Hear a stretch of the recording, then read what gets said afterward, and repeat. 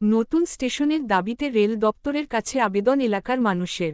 উত্তর ২৪ পরগনা বসিরহাটের চাপাপুকুর এলাকার ঘটনা।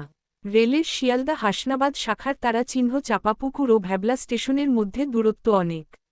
এই দুটি স্টেশনের মাঝখানে উত্তর দেবীপুর তারাচিহ্ন বলে একটি জায়গা পড়ে। এই এলাকায় একটি স্টেশনের দাবি পার্শ্ববর্তী কয়েক লক্ষ মানুষের দাবি আজ ১৫ বছর ধরে পড়ছে। ২০১০ সাল থেকে এই দাবি নিয়ে রেল দপ্তরের কাছে একাধিকবার আবেদন, বের অবরোধ, ধর্না সহ একাধিক কর্মসূচি করেছে এখানকার মানুষ। এরপর কয়েকবার রেল দপ্তর থেকে এই উত্তর দেবীপুর তারাচিহ্ন এলাকায় পরিদর্শনেও এসেছে।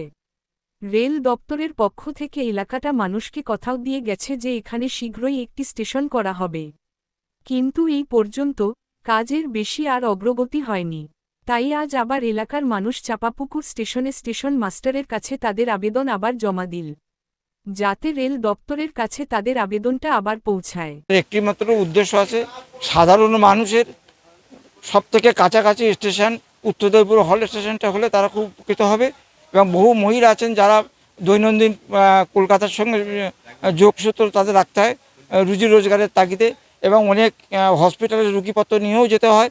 কাছাকাছি স্টেশন হলে এই সুবিধাটা তারা পাবে এবং মহিলারা কাজ পাবে, মহিলাদের যাওয়া আসার সুবিধা হবে।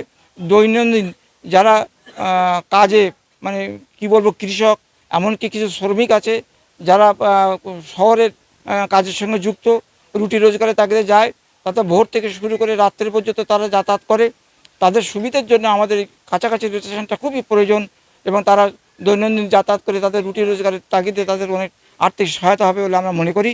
সেই সাথে স্কুল ছাত্র এবং যারা আনাজপাতি নিয়ে যায় বা নিয়ে আসে, হাট বাজার এর সঙ্গে যুক্ত থাকে। রেল একটা লাইফ লাইন, সেই লাইফ লাইনের সঙ্গে তারা যুক্ত হতে চায়, সেই যুক্তটা আমরা হতে চাই।